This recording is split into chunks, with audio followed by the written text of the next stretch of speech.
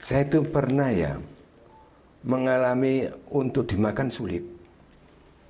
Cuman alhamdulillah di belakang rumah itu ada tanduran pohon kelapa.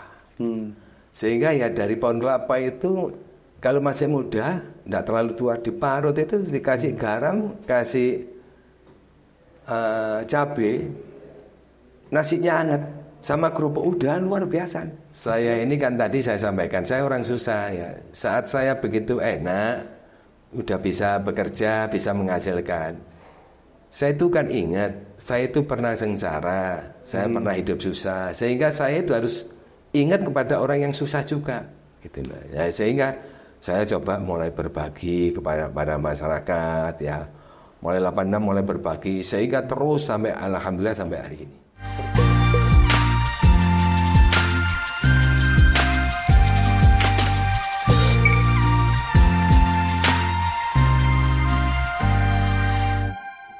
Assalamualaikum warahmatullahi wabarakatuh. Waalaikumsalam. Selamat datang di Tugu Inspirasi, membincang inspirasi dengan orang-orang hebat.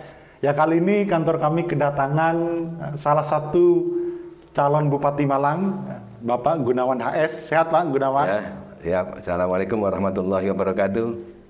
Ya, Pak Gunawan ini berdasarkan riset dari tim kami itu sebagai politisi PDIP paling lugu atau paling ikhlas kira-kira gitu.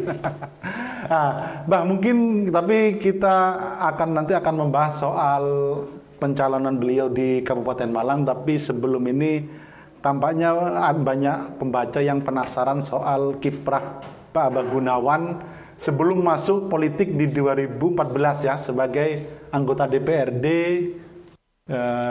dari PDI Provinsi Jawa Timur. Ya. Nah, Abu Gunawan ini kelahiran Gonalegi. Iya, saya asli kelahiran Gonalegi. Ya, mungkin bisa diceritakan masa kecil mungkin dari awal gitu, Pak. Silakan. Ya, jadi saya asli kelahiran Gonalegi, tepatnya di Gondalgetan, Jalan Murcoyo, tapi sekarang udah tinggal di Jalan Panglima Sudirman di depan Masjid Al-Kausar. Jadi saya ini termasuk anaknya orang yang tidak mampu dalam segi ekonomi, ya. Sehingga saya ini kehidupan sudah biasa, kecil ini merasakan susah, ya. Susahnya baik untuk dimakan susah juga, ya. Dan sehingga pada akhirnya ibu saya ini bisa jualan kue di pasar Gondalgi.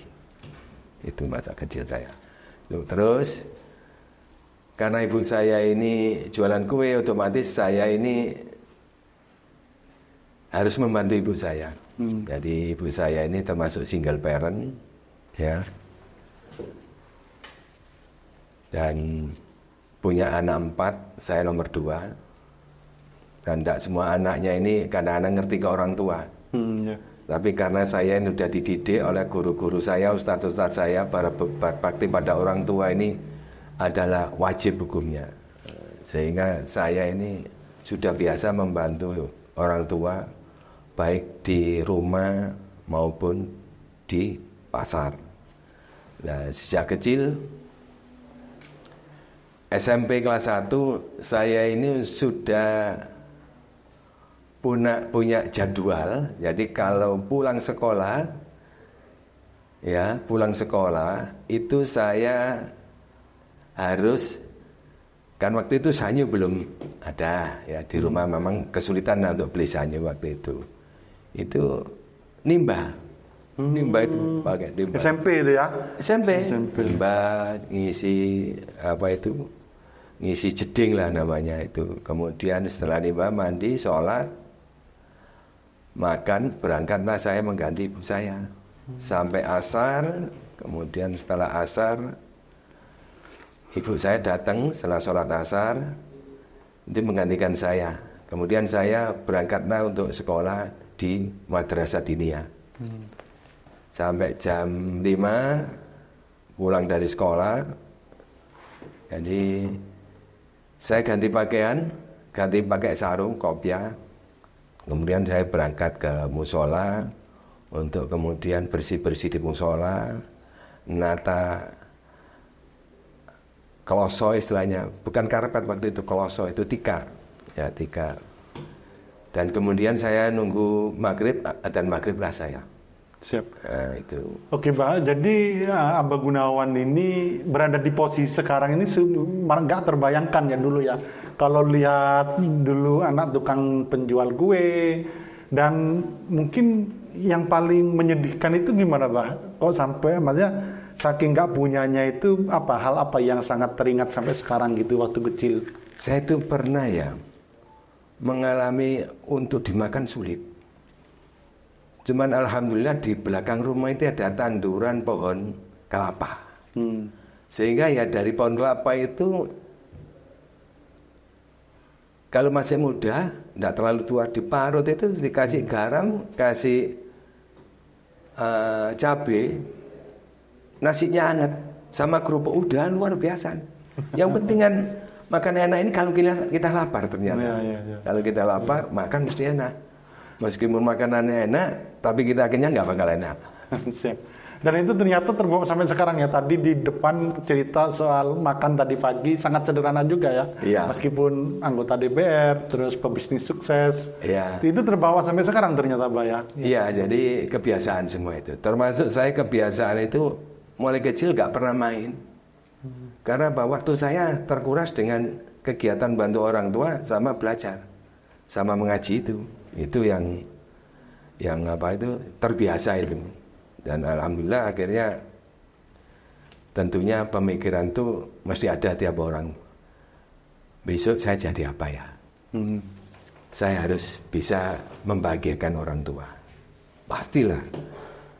Jadi karena kita ini gimana ya saya bisa membahagiakan orang tua. Ya itu pikiran saya, samping saya membantu orang tua. Sehingga saya SMA, saya udah berasal nyeles.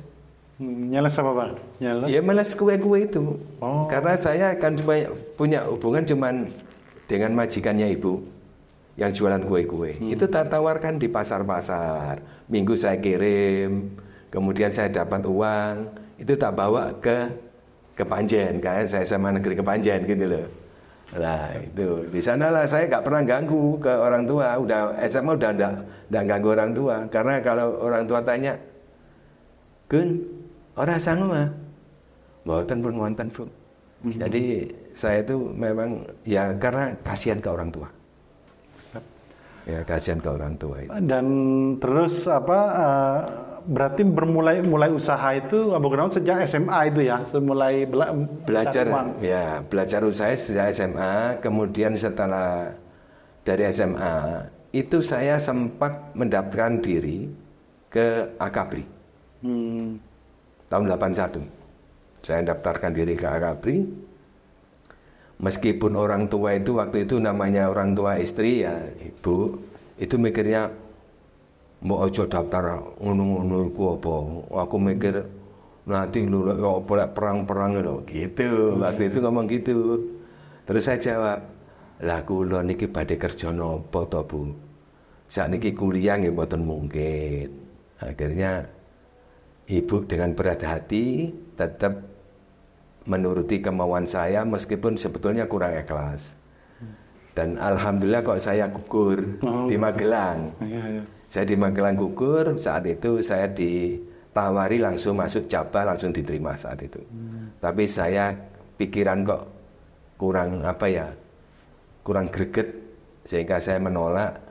Dan saat itulah saya kembali lagi balik membantu orang tua. Dan alhamdulillah insya Allah gara-gara itu akhirnya muncul gagasan saya untuk usaha sendiri.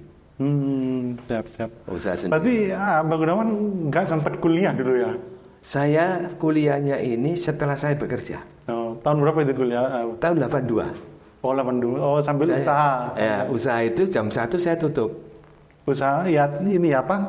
Jual Kue-kue itu. Kue-kue. Tapi udah bermacam-macam, enggak hanya kue. Perancangan lah ya. Udah mulai merambah, mulai ke palen, rokok, segala macam lah. Nah, jadi intinya jualan saya udah nggak sama dengan ibu saya. Dan akhirnya tahun 84 saya udah bisa menjadi agen. Karena dalam prinsip dagang saya orang yang beli ke saya harus kembali. Pelayanan ya, aneh. Orang yang sudah membeli ke saya jangan sampai kapok dan harus kembali. Sehingga saya betul-betul memberikan pelayanan yang prima kepada pelanggan dengan memberikan sapaan, memberikan suguhan.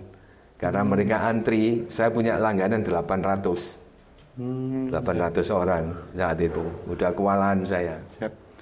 Oke, Mbak, terus jualan itu sampai kapan? Jualan apa? Sembah peracangan gitu ya, yang halal kecil itu. Itu akhirnya tahun 86 saya udah menjadi agen besar.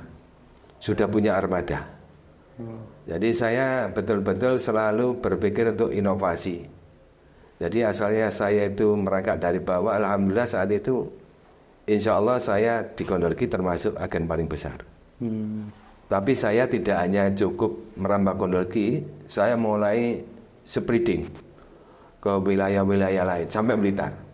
Itu agen apa? Jual agen segala macam. Kebutuhan toko itu saya ada ribuan macamnya. Kayak Indomaret itulah. Tapi lengkap saya. Mulai jenis obat, segala mabuk, alat tulis semua. Jadi saya membidik pokoknya orang masuk ke toko saya jangan sampai kembali. Siap. Sampai sekarang toko itu ada ya? Udah, ganti swalayan. Swalayan. Tapi masih Abagun. Udah enggak sudah anak-anak yang pegang. Saya istilahnya udah pensiun dari itu. Tapi sejak jadi dewan kan akhirnya saya buka dealer, mobil, motor gitu. Mulai tahun berapa buka dealer itu, Pak? 91. 91. Terus merambah terus paling ke apa? Yang terakhir saya properti mulai tahun 2000. Properti, kemudian sambil pokoknya saya ini kan orangnya apa ya, prinsip hidup nih bukan kita tidak mau bersyukur ya, bukan kita tidak mau bersyukur, tapi prinsip hidup ini harus jangan pernah puas dengan apa yang kamu capai dalam bisnis ini.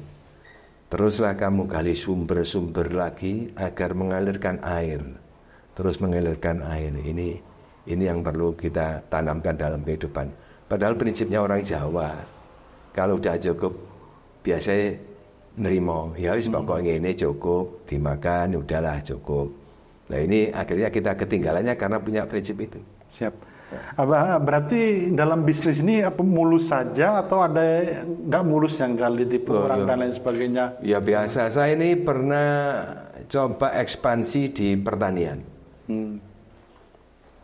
Itu saya mengalami kegagalan. Ya, mengalami kegagalan saat itu ya lumayan besar lah bagi saya. Kalau sekarang mesti ya banyak miliar sudah, karena waktu itu sekitar 850 juta. Itu tahun berapa itu, Pak? Kira-kira 96. 96. Terus yang ini ya, yang tadi di luar sempat cerita tahun 96 habis kena itu masalah itu, terus mobil banyak dijual itu. Enggak, akhirnya saya jual ya sawah-sawah yang biasa hasil-hasil saya ngumpulkan. Saya kan nggak punya warisan, jadi murni itu saya beli sendiri sehingga saya nggak punya beban untuk menjual. Kalau warisan ya otomatis nggak berani lah, nggak enak, sehingga kemudian saya jual, saya nekat untuk membuka mobil di Bulawang dengan tempat sewa 15 tahun yang akhirnya bisa saya beli 15 tahun, dan kemudian saya isi sisa duit saya cuma bisa beli untuk 3 unit. Ini Mas Torik, saya ini kan tadi saya sampaikan, saya orang susah ya. Saat saya begitu enak, udah bisa bekerja, bisa menghasilkan, saya itu kan ingat, saya itu pernah sengsara, saya pernah hidup susah, sehingga saya itu harus ingat kepada orang yang susah juga. Karena bagi saya, orang yang untung itu adalah orang yang selalu ingat. Kan gitu toh. Orang yang rugi, orang yang lupa. Gitu loh. Ya, sehingga saya coba mulai berbagi kepada masyarakat ya. Mulai 86 mulai berbagi sehingga terus sampai alhamdulillah sampai hari ini. Berbagi itu setiap saat atau ada waktunya? Ada yang setiap saat, momen-momen tertentu, ada yang waktu udah kita pastikan. Kayak itu puasa. Zakat itu 2,5% atau gimana? Atau enggak. Saya itu enggak pernah menghitung rezeki itu dari Allah itu cuma 2,5% zakat mal. Tapi saya longgarnya berapa? Kalau longgarnya 30% ya tak buang 30%. Oh gitu ya. Iya. Saya ada duit longgar itu berapa? Tidak pernah saya itu menghitung ini. Tapi pikir wong rezeki itu kan semua dari Allah, titipan dari Allah. Kok saya dikasih amanat ini kok tak hitung-hitung gitu loh.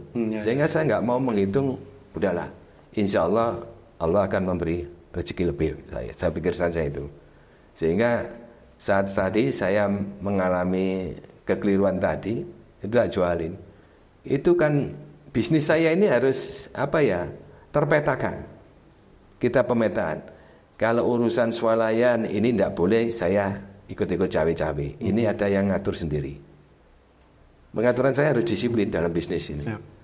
Terus urusan motor sendiri. Kan gitu toh. Ada manajernya sendiri gitu. Ada manajernya. Sehingga saya tidak mungkin seenak saya sendiri. Kemudian urusan mobil itu murni urusan saya. Nah, saat mobil itu saya buka cuma 3. Saya mau ganggu yang usaha lain nggak berani karena khawatir oleng juga kalau saya ganggu. Jadi saya tetap di bisnis disiplin. Kemudian yang saya kelola ini bagaimana saya bisa memaksimalkan yang tiap hari tak tungguin. Kalau ditungguin orang-orang saya itu urusan orang-orang saya cuma laporan tuh tiap hari. Dan kemudian saya cuma bisa beli mobil. Saya ini kan biasa Mas Thorik. Jadi kalau saya ini udah biasa gitu, waktunya santunan nggak punya duit, mesti saya sampai minjem-minjem untuk sodako, untuk jariah itu sampai minjem-minjem. Terus waktu itu karena habis bangkrut ada mobil dijual atau gimana? Cari pinjaman nggak nemu. Akhirnya saya ini minta kepada Allah malam itu, ya Allah, mugi-mugi bunti sing pajeng gini ku rezeki tiang boten ada. Rezekinya orang tidak mampu ya itulah. Alhamdulillah yang paling waktu itu yang laku tuh yang paling bagus yaitu Katana 91.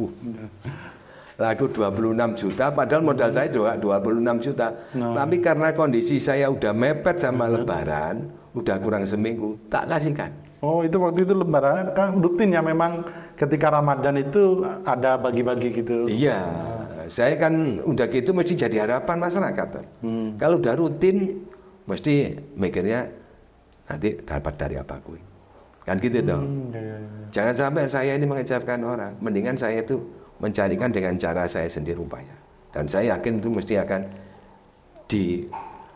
dibalas oleh Allah yang lebih baik. Berarti ketika Ramadan sejak 86 itu nggak pernah berhenti? Nggak pernah sampai sekarang. Jadi akhirnya waktu itu tak teruskan Mas Thorik ya. Yang laku Katana. Kemudian tak tasarufkan ke masyarakat. Distribusikan ke masyarakat. Dan alhamdulillah habis lebaran tuh rezeki saya kayak di luar dugaan. Di luar dugaan, betul. Makanya saya itu yakin dengan dahsyatnya sedekah itu, dahsyatnya jariah itu. Sehingga orang berdatangan nitip kendaraan, nitip duit supaya dilikan kendaraan penuh dealer saya. Sehingga tahun 2000 putaran di dealer itu udah mencapai 3 miliar. Per bulan apa? Enggak, modalnya udah 3 miliar. Dari cuma 30, sisa sekitar 40 juta tadi. Sisa cuma 2 unit itu harganya sekitar 40 juta. Ada HIS sama Cherry mungkin Cherry. Tuh. Itu inspirasi berbagi itu dari mana, Bagun? Dari saya kan pernah susah. Samping itu juga perintah dari Allah, cuman saya pernah susah. Saya begini Mas Thorik. Mas Thorik mungkin juga pernah merasakan saat lebaran kita ini silaturahmi ke rumah tetangga. Itu ada orang yang memberi uang saku sama tidak sampai sekarang masih kita ingat. Oh iya. Ya enggak? Iya. Ketika orang ngasih terus itu kita ingat terus ya. Oh, bahagianya begini. Jadi kita diberi sesuatu saat membutuhkan luar biasa. Ini yang kadang-kadang luar biasa menginspirasi. Ya. Bagun ini. Nah, terus ini kan waktu remaja itu kan ingin membahagiakan orang tua, Iya. ibu khususnya. Nah itu apa ibu masih ada atau sudah? Ya alhamdulillah saya sukses ini, ibu tak suruh berhenti usaha. Oh, siap. Tapi ya ternyata itu kurang bagus karena ibu nggak ada kesibukan. Harusnya ibu tetap bisa usaha biar ada kesibukan. Jadi ternyata orang itu nggak ada kesibukan juga bikin pikiran kurang sip, kurang bagus. Jadi ibu juga udah saya hajikan semuanya. Tahun berapa itu? 96. Oh 96, alhamdulillah ya. Bareng saya. Jadi saya memang daftar waktu itu saya nabung lewat asuransi dana haji. Itu saya nabung mulai 88 10 tahun. Tapi sebelum 10 tahun 95 ternyata saya udah bisa bayar haji MT. Ya alhamdulillah saya bisa berangkat. Terus kemudian di 2000 keluar dari berangkat lagi gitu. Ibu masih ada sampai sekarang Pak? Udah. Meninggal wafat tahun berapa Pak? Udah wafat sekitar tahun 2003. Oh alhamdulillah setelah dihajikan dan umroh mungkin juga agak sering. Ya alhamdulillah meskipun saya merasa masih kurang sebetulnya berbaktinya. Jadi sebetulnya memang kalau kita membalas jasanya orang tua itu tentunya kita tetap ada merasa kurang. Itu perasaan saya lah ya. Meskipun saya udah berupaya tapi ya perasaan masih kurang maksimal. Oke, siap. Ya itu. Oke, Bagun, terus menjadi pebisnis sukses, lalu terjun ke politik 2014. Ya. Nah, ini belum banyak yang tahu. Kenapa Bagun hijrah dari pengusaha menjadi politik? Ini siapa yang ngajak dulu Pak? Sebetulnya dulu itu tahun 99 saya diajak Pak Haji Sanusi itu, tapi saya tidak mau, tidak pernah mau. Makanya tidak tahu kok tahu-tahu 2014 ini mungkin karena saya sering membantu teman, banyak teman tak bantu gitu ya. Setelah jadi ya cuman gitu-gitu aja. Sehingga saya penasaran, Mas Torik. Jadi DPR itu apa? Nggak bisa apa-apa ya? Pertanyaan gitu dihadapi. Jadi perasaan saya, apa jadi DPR itu nggak bisa apa-apa ya? Kemudian kok malam itu kayak ada firasat saya ini suruh nyalon. Di 2014 ini? Iya, 2013 aja. 2013 ya. Mendaftarkan dan 2013 tuh. Ada firasat nyalon aja gitu. Kayak bisian kayak gitu. Tapi begitu saya nyalon, saya turun. Saya kan belum pernah ikut jadi DPR. Nggak tahu DPR itu bisanya apa. Sehingga saya kalau turun ditanya orang-orang. Saya udah jadi pengusaha, udah banyak teman. Saya juga banyak teman, saya kan seneng urusan sosial, organisasi, gitu loh. Sehingga jaringan saya itu lumayan besar. Ada Jamaah Ma'iyah, itu Malang Raya. Ada saya menjadi ketua Ansor pernah, tahun 99 sampai 2004. Oh, ketua Ansor, ketua umum ya, kabupaten? Kecamatan. Oh, kecamatan. Kemudian saya menjadi bendara PCNO Kabupaten Malang, bendara umum. Oh, benar. Tahun berapa itu? 2011 sampai 2016. Oh, waktu ketuanya siapa itu, Pak? Pak Bibit Suprapto. Oh, iya. Almarhum. Siap. Ya, itulah. Mungkin saat saya posisi di situ itu loh, banyak yang nawarin saya. Cuman saya masih belum minat. Jadi ternyata Bagun ini NU Tulen ya, bendahara umum kan itu kan jarang orang yang menempati posisi strategis itu ya. Karena guru saya mulai kecil ya yang orang-orang NU semua. Tapi saya sendiri NU kan ajarnya nggak fanatik. Jadi NU ini jadi masih mengutamakan di 4 pilar. Siap. Ya. Siap Pak Bagun. Terus setelah itu kenapa memilih PDI? Nah, waktu itu 2014. Oh ya, itu ceritanya begini. Saya ini mau nyalon kan bingung. Ya. Partai apa ya? Saya sering membantu PDI. Saya merintah bantu itu sering PDI di pilkada apa itu sering bantu PDI. Sering bantu. Saya melihat di PDI ini grassroots-nya bagus. Loyalitasnya bagus, gotong royongnya bagus. Di PDI saya lihat kayak gitu. Ya. Bro. Sehingga saya melihat Kabupaten Malang ini bagus PDI-nya. Padahal waktu itu saya didudukkan sama ketua sama PKB Abadur. Ya. Jadi pengurus NU dikumpulkan di Bojanapuri itu supaya saya ikut mendaftarkan ke provinsi itu lewat PKB. Waktu itu Abadur kan ke RI, Abadur Rahman Sumber Mancing Metan lah itu. Kemudian saya dibisi sama Pak Pipit. Pak Pipit, mboten PKB lho napa Pak Pipit? Mboten saking tukaran sak koncoan. Oh ya. Nah, kalau di PKB otomatis kan perangnya sesama PKB. Ya. Kemudian terus ten pundi Pak Pipit? Ten PDI mawon. Pikiran saya kok mantep gitu loh. Waktu itu P3 Demokrat juga nawarin, ya. Padahal PDI waktu itu belum pemenang pemilu ya. 2014 kan belum. Oposisi kan masih ya. Belum. Ya, jadi belum. Kemudian saya telepon ke kiai saya.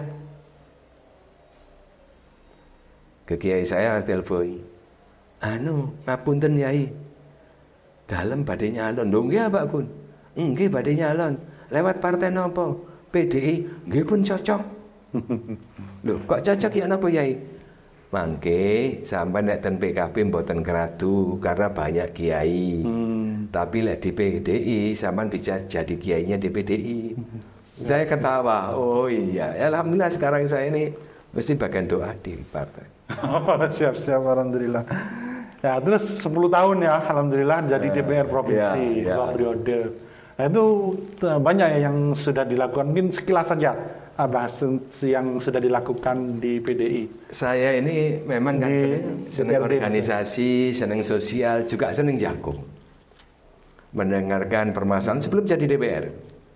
Saya senang urusan sosial, itu ya, senang kegiatan-kegiatan mulai santunan segala macam lah. Sehingga saat saya jadi DPR, pola hidup saya tetap. Bahkan saya kadang-kadang nggak merasa kayak saya di DPR. Ya pakai sarungan kaos sebelum tetap itu kalau di rumah jagung sama orang-orang ya sama. Memang saya nggak ingin berjarak sama masyarakat. Jangan sampai gara-gara saya di DPR ada jarak, buat apa? Saya tidak ingin merasa ada jarak dengan siapapun hidup ini, dengan siapapun, dengan agama apapun bahkan. Saya harus dekat sama sesama manusia ini, tanpa membeda-bedakan semuanya, baik Pak, miskin, kaya, sama saja. Agama ini, agama itu tetap saya lakukan dengan baik. Selama ini gitu, karena saya orang entrepreneur ini harus bisa merangkul semua, kan gitu dah. Udah jiwa saya entrepreneur. Jadi meskipun politik tapi mindsetnya entrepreneur ya? Iya. Gitu Pak Gun ya. Sehingga meskipun politik, mindset saya tetap di dunia entrepreneur. Dan sehingga hampir tiap hari kalau saya ada di rumah, kan rumah saya memang terbuka. Pokoknya terbuka, orang hafal udah. Ada saya mesti pintunya terbuka, mesti orang langsung masuk. Dan di sana tidak ada sterilisasi, tidak ada, saya bebas sudah. Orang macam apapun boleh, ada orang becaan, orang ojek, orang gojek, macam-macam. Jadi tidak pernah membatasi orang silaturahmi dan permasalahan apa yang harus saya serap. Dan alhamdulillah selama saya di DPR, kan saya dulu nggak pernah janji. Tapi prinsip saya itu lebih senang berbuat daripada berjanji. Saya orangnya gitu, lebih senang berbuat daripada berjanji. Karena apa? Kalau berjanji, saya malah takut. Takut apa? Namanya orang janji, kalau nggak ditepati. Padahal ada dalam Al-Quran itu di Al-Ma'idah itu disampaikan, ya ayyuhalladzina amanu aufu bil uqud. Wahai orang-orang yang beriman, tepati janjimu. Sehingga saya betul-betul kalau suruh janji itu takut. Mendingan saya itu tidak berjanji tapi berbuat. Begitu saya jadi, alhamdulillah langsung pikir. Termasuk tempat saya mengaji, saya bangun kayak masjid sekarang bagus. Di Pasar Kidul itu 2 tak bangun semua. Jadi banyak program yang dari Abagun di Kabupaten Malang sangat banyak sekali ya. Banyak. Memang saya ini kan prinsip hidup itu ingin bermanfaat, sehingga saya jadi apapun harus bisa bermanfaat. Sehingga saat saya jadi DPR, karena saya punya anggaran, tentunya saya manfaatkan secara maksimal, Mas Torik. Jadi betul-betul maksimal. Sehingga mungkin dari hal-hal itulah mereka itu akhirnya berharap saya itu maju menjadi bupati. Iya. Nah ini menarik, Pak Gun kan ini ya sempat kurang sedikit untuk lolos untuk ketiga kalinya ya. Iya. Karena ada satu lain hal lah nanti. Ya. Terus kok setelah ada perdamaian dengan salah satu calon yang jadi waktu di Gonalegi itu, tiba-tiba kok muncullah Pak Gun sebagai salah satu calon bupati. Padahal yang saya dengar itu kan nanti kan separuh gitu. Iya. Jadi Pak Gun separuh periode, separuh. Itu gimana Pak Gun ceritanya di balik? Jadi saya ini hidupnya senantiasa kan mendengarkan aspirasi. Saat ada orang-orang berbondong-bondong ke rumah, kemudian mengharap saya mencalonkan, saya masih belum bisa berpikir waktu itu. Karena saya nggak punya angan-angan, Mas Torik. Saya kan tadi udah ada kesepakatan itu, udah ada terima itu. Tapi begitu mereka itu tetap supaya saya daftar bupati dengan mengambilkan formulir, tentunya itu bagian dari aspirasi yang tentunya saya tidak bisa menolak. Tapi tentunya semua nanti keputusan terakhir tetap di DPP. Ya. Jadi tadi dengan salah satu politisi PDIP keluar ketika Pak Gun sholat, itu katanya Pak Gun benar-benar nggak tahu kalau diambilkan formulir. Juga akhirnya mau berkabur. Betul. Ada cerita lucu itu yang ketika Pak Gun sholat tadi itu gimana? Saya waktu digeruduk itu kan enggak bisa jawab. Keluar keringat saya. Enggak bisa jawab karena enggak punya angan-angan. Keluar keringat saya, bingung saya. Kemudian setelah itu dapat sekitar 3 hari. Mereka mengambilkan formulir tanpa konfirmasi ke saya.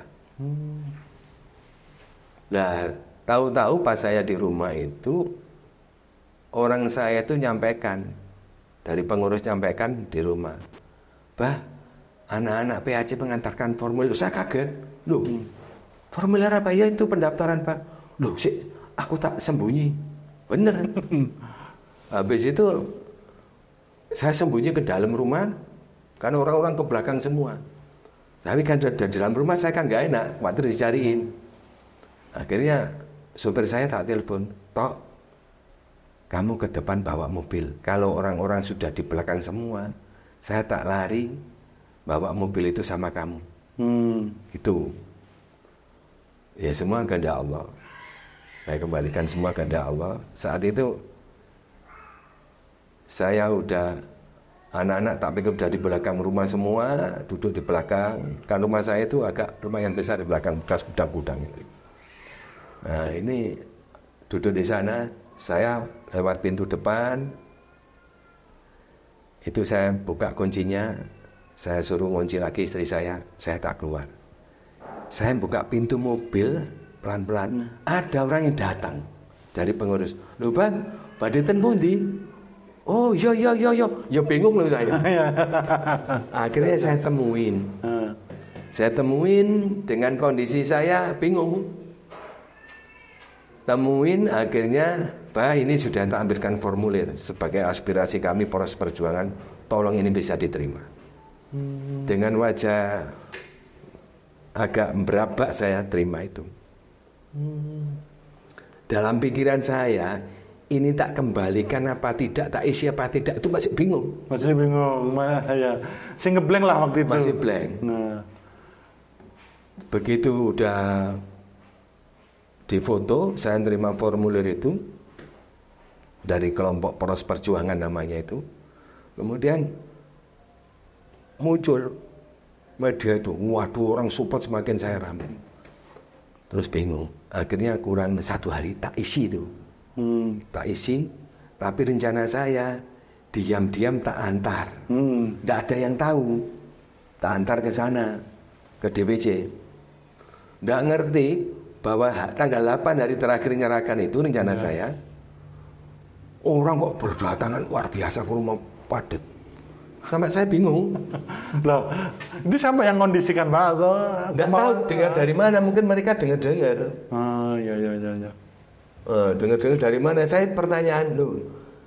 Saman semerap juga pundi? Diparingi anu semerap Gusti Allah, Pak. Ono aja guyon tak bilang gitu. Tak gitu. Siap. Sama dari mana kok tahu? Ya ada lah, Pak, pokoknya tahu lah. Ada sekitar 4 tepok penuh rumah.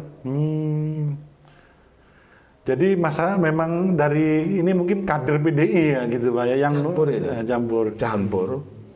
Ada dari Berot apa itu datang ya. Oh iya. Campur akhirnya karak-karakan. Aduh, ternyata di DPC juga banyak yang nunggu pada hujan deras itu. Iya. Hujan deras. Ya mudah-mudahan hujan itu bertanda berkaca. Amin. Ya gitu loh. Hujan deras loh. Lama gak hujan itu kok hujan gitu loh. Siap. Jadi awalnya ragu ya, siapa yang meyakinkan Abah itu Bagun sehingga mau dan berangkat di tanggal 8 itu? Akhirnya waktu yang akhirnya meyakinkan saya, dan juga dari bisik-bisik orang-orang ke saya. Begitu saya udah daftar, contoh banyak masukan ke saya. Kabupaten ini butuh perubahan, Pak. Harus ada perubahan. Kalau sampai tidak mau gimana? Butuh perubahan ini, jangan gini-gini terus. Siap. Itu. Dan terakhir yang daftar 2 ya, jadi Abah Sanusi sama Bagun. Iya. Nah, dulu temenan, sekarang rebutan rekomnya itu gak masalah Pak ya.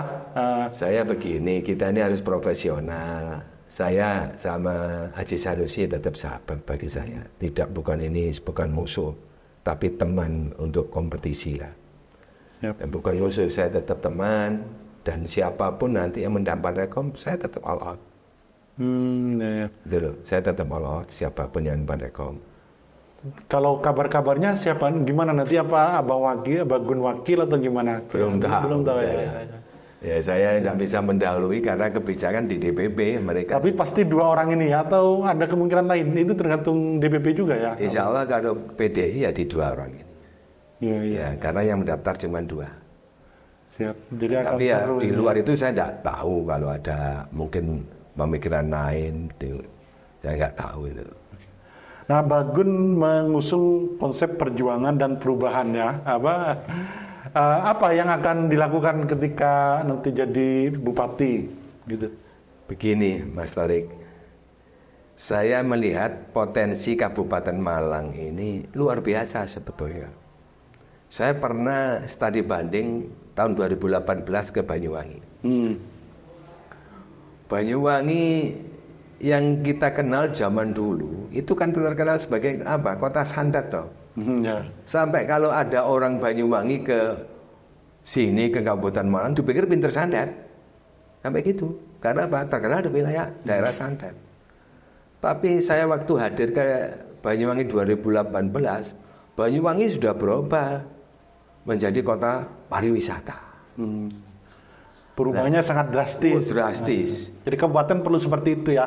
Perlu terobosan. Saya sempat menanyakan ke Pak Aswar. Pak Aswar Anas, kok konsepnya bagaimana kok bisa kayak gini? Pak Gun. Jadi saya ini tidak pernah diam. Jarang saya diam di pendopo, jarang. Saya secara mencari investor untuk bisa investasi untuk menggerakkan semua sektor-sektor yang ada di Banyuwangi ini. Kayak gitu. Jadi saya tanya, apa ada sektor tertentu yang prioritas untuk digerakkan? Mungkin pariwisatanya. Tidak, Pak Gun, semuanya kita gerakkan. Wisata kita gerakkan, ekonomi UMKM kita gerakkan, terus pertanian kita gerakkan supaya semua bisa tumbuh. Iya, jadi kalau saya menggarisbawahi, kabupaten ini perlu orang yang inovatif gitu ya, yang bermental pengusaha kira-kira gitu ya. Punya jiwa entrepreneur. Ya, artinya kita punya potensi, katakan punya potensi ini. Kalau orang dagang kan dihitung itu sebagai modal. Iya dah. Iya. Punya potensi yang kayak wisata, kita punya potensi wisata yang luar biasa. Tapi selama ini kan gitu-gitu aja. Tidak ada terobosan-terobosan baru yang kira-kira bisa mendongkrak supaya wisatawan yang berkunjung semakin besar. Banyak potensi yang dimiliki oleh kabupaten, mulai ekonomi, pertanian, Dan bahkan saya ingin nanti umpama saya diridhoi Allah, itu saya akan petakan tiap kecamatan. Potensi yang dimiliki tiap kecamatan kita petakan. Setelah kita kecamatan, kita lihat potensi tiap desa. Apa yang bisa kita tumbuhkan di situ? Tentunya dengan prinsip gotong royong. Kita memberikan motivasi kepada masyarakat, bagaimana masyarakat ini bisa bergotong royong untuk saling urunan berinvestasi, ya. Dengan ada contoh soal ada di Sumber Sirah, Podorejo, itu mereka membeli apa ya, kayak perahu-perahuan itu untuk wisata, itu hasilnya urunan. BUMDes ya, BUMDes itu urunan, dan hasilnya itu terus dibagikan. Ya. Dibagikan. Otomatis kalau itu bisa dilaksanakan luar biasa. Terus gini Mas Thorik, banyak tulnya yang mubadir di Indonesia, termasuk uang-uang yang mubadir ditaruh di bank. Termasuk kita punya pekerja migran yang sangat besar di Kabupaten Malang. Kabupaten Malang ini punya migran untuk Jawa Timur, insya Allah terbesar dari Kabupaten Malang. Iya. Dan itu banyak uangnya di bank ya? Di bank, samping itu tidak di bank ya habis karena dimakan. Siap. Bagaimana kita bisa ikut mengelola itu? Desa ikut mengelola, pemerintah ikut mengarahkan untuk pengelolaan itu, dan itu menjadi suatu yang kira-kira bisa meningkatkan perekonomian dan juga apa ya, orang itu nggak balik-balik ke luar negeri. Ya, siap. Karena udah siapkan lapangan kerja. Oke, Gun, ini kan saya mencoba mengelaborasi masa kecil Gun yang penuh dengan kesulitan, jualan kue itu apa? Itu apa ada gugahan? Kan bisa jadi masih banyak orang di Kabupaten Malang yang seperti Abah Gun dulu. Padahal sekarang sudah 2024. Masih kayak 86 dulu, 81. Itu apa mempengaruhi juga Abah Gun? Jadi begini, tentunya semua orang hidup ini kepingin bermanfaat untuk sesama. Bagi saya itu. Orang hidup ini pasti kepingin untung di dunia maupun di akhirat. Buktinya nih, kita meskipun berdoa segala macam untuk anaknya jadi anak yang sukses, anaknya jadi anak solihah, kemudian panenannya bisa maksimal, mungkin usahanya bisa maju, ujung-ujungnya tetap ditutup dengan Rabbana atina fid dunya hasanah wa fil akhirati hasanah wa qina adzabannar. Mesti kan gitu. Ujung-ujungnya tetap ditutup dengan minta untung dunia maupun akhirat. Tapi kadang-kadang kita ini di perjalanan hidup ini tidak terasa kalau apa yang kita lakukan sehari-hari betulnya kita ini adalah hal-hal yang rugi. Padahal kita sepakat ingin untung dunia maupun akhirat. Tapi yang kita lakukan sehari-hari rugi. Rugi itu seperti rugi, contohnya kita tidak mau gotong royong, tidak mau bahu-membahu dengan sesama, tidak mau saling menghormati dengan sesama, tidak mau kita ini bagaimana mengangkat orang lain supaya mereka juga bisa makan, dan gitu tahu. Jadi itu bagian bagus untuk selama dunia akhirat itu dengan bermanfaat bagi publik, kira-kira gitu ya. Jadi prinsipnya saya paling tidak kan ada hadis itu ya yang menyampaikan khairun nas anfa'um linnas. Sebaik-baiknya manusia itu apabila bisa bermanfaat untuk orang lain. Sehingga prinsip saya paling tidak hidup saya ini bagaimana saya bisa meninggalkan suatu legasi, suatu kenangan yang baik untuk masyarakat Kabupaten Malang dengan kemampuan saya yang tentunya tidak mungkin saya lakukan sendiri. Semuanya itu butuh kebersamaan, butuh gotong royong, butuh kesadaran bahwa manusia ini diciptakan sebagai makhluk sosial. Siap. Makhluk yang tidak bisa hidup sendiri.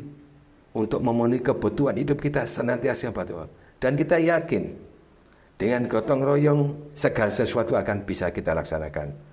Bahkan ada perintah dalam Al-Quran itu, ya, Bismillahirrahmanirrahim. Wa ta'awanu 'alal birri wat taqwa wa la ta'awanu 'alal ismi wal 'udwan. Tolong menolonglah kamu dalam kebaikan dan takwa. Siap. Dan janganlah tolong-menolong dalam hal keburukan dan kemungkaran. Dan politik menjadi sarana yang sangat bagus ya untuk melakukan itu, Abah Gun ya. Iya, jadi saya betulnya untuk masalah hidup sebetulnya sudah selesai.